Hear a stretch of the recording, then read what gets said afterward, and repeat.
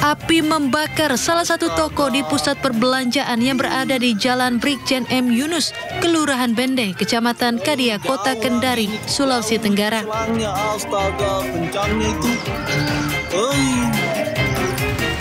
Kebakaran ini bahkan membuat seorang petugas security mall harus dibawa ke rumah sakit karena mengalami sesak nafas akibat menghirup asap saat memadamkan api bersama petugas damkar. Diduga kebakaran akibat korsleting listrik. Dinas Pemadam Kebakaran dan Penyelamatan Kota Kendari mengerahkan seluruh armada dan petugas ke lokasi. Berapa semua perangkat yang ada di kami tinggikan.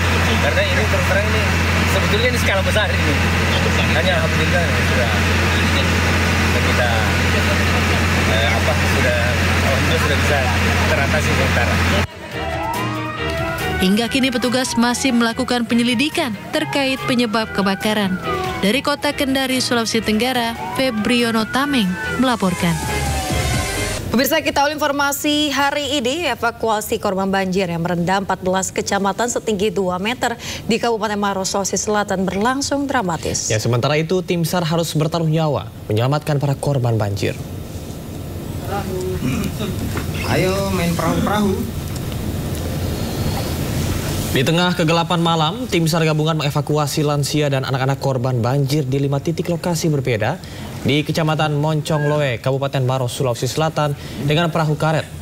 Minimnya penerangan membuat petugas harus berhati-hati saat melakukan evakuasi warga. Bahkan petugas juga terpaksa menandu wanita lansia untuk keluar dari lokasi banjir.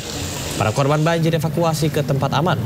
Selain melanda pemukiman, warga banjir juga merendam jalan poros setinggi lutut orang dewasa hingga memutus akses kendaraan.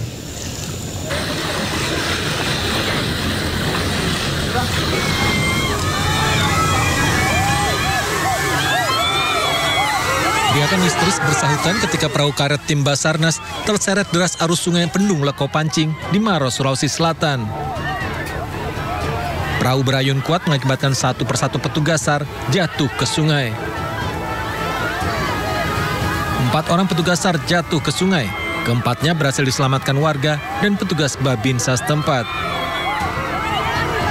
Peristiwa tersebut terjadi ketika tim SAR berusaha mengevakuasi seorang petani yang terjebak banjir bandang sungai Bendung Leko Pancing. Banjir bandang melanda 14 kecamatan di wilayah Kabupaten Maros setelah hujan deras turun beberapa hari. Ribuan rumah terendam air dengan ketinggian antara 60 cm hingga 2 meter. Baru ini harusnya naik, tadi itu masih bisa dilewati, sekarang nggak bisa. Memang hujan ya Maros atau gimana ini, Dek? Oh iya, 2 hari nggak berhenti hujan, Kak. Itu hujannya memang keras atau gimana, Dek? Hujannya deras, tapi biasa berhenti sebentar baru hujan lagi. Tim SAR melakukan penyisiran di lokasi permukiman. Hujan masih kerap turun mengakibatkan ketinggian banjir terus naik. Sejumlah titik pengungsian telah disiapkan dengan bantuan logistik dan dapur umum.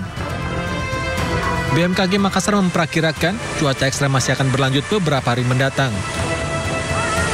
Curah hujan tinggi dan risiko banjir susulan masih mungkin terjadi. Dari Kabupaten Maros, Sulawesi Selatan, Wahyu Ruslan melaporkan. Masih di Sulawesi Selatan, pemirsa, tanah longsor melanda Kabupaten Sopeng. Ya, akibatnya 8 rumah warga tertimbun serta memutus total akses jalan poros Sopeng Baru.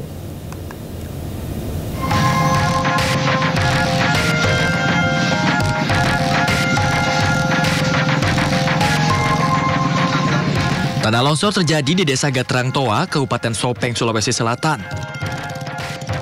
Kejadian ini terjadi 3 kali dalam sehari. Longsor pertama diketahui sekitar pukul 5.30 WITA, longsor kedua pukul 17.30 WITA, dan longsor ketiga pukul 20.15 WITA. Sebanyak 41 rumah warga terdampak, dengan 8 diantaranya tertimbun material longsor. Longsor juga mengakibatkan jalan poros Sopeng Baru tertutup total dan kemacetan mengular panjang. Longsor ini terjadi dipicu oleh hujan deras yang mengguyur wilayah Sulawesi Selatan selama beberapa hari terakhir.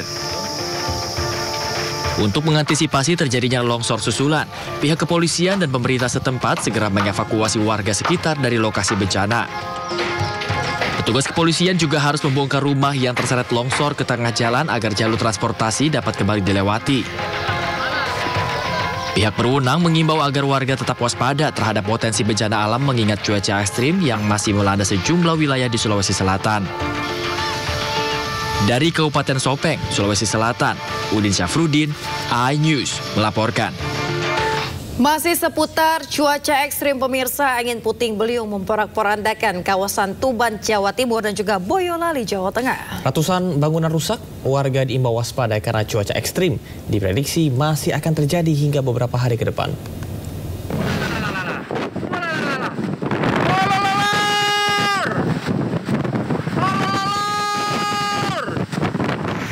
Angin puting beliung di wilayah Waduk Cengkrik, Kecamatan Ngemplak, Boyolali, Jawa Tengah ini terekam video amatir warga. Pusaran angin langsung menyapu sejumlah bangunan hingga warung dan gerobak kontainer milik para pedagang. Tak hanya itu, peristiwa ini juga membuat sejumlah pohon tumbang.